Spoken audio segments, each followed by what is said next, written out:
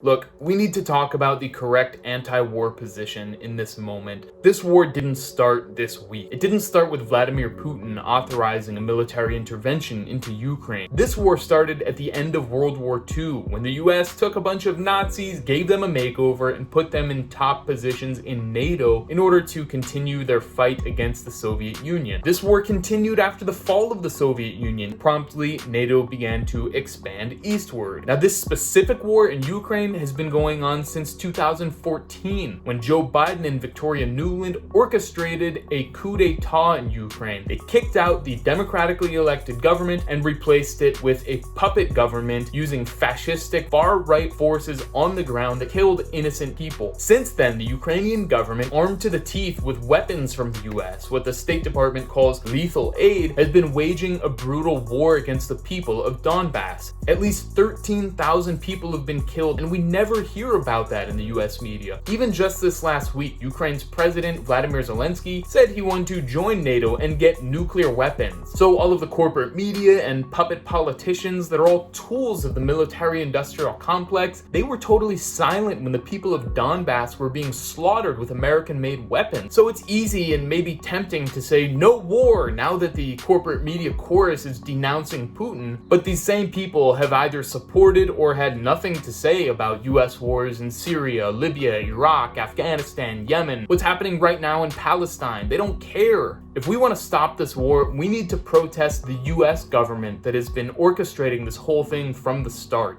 No more weapons to Ukraine. Let those countries handle their differences by themselves and come to an actual agreement. Russia is dealing with its neighbor being turned into a colony of the West, where the US is basically happy to see Ukrainians die as cannon fodder for its holy war against Russia, for its crusade against Moscow. If we completely ignore the context and how we've gotten to this point, we'll never extricate ourselves and the war will just go on.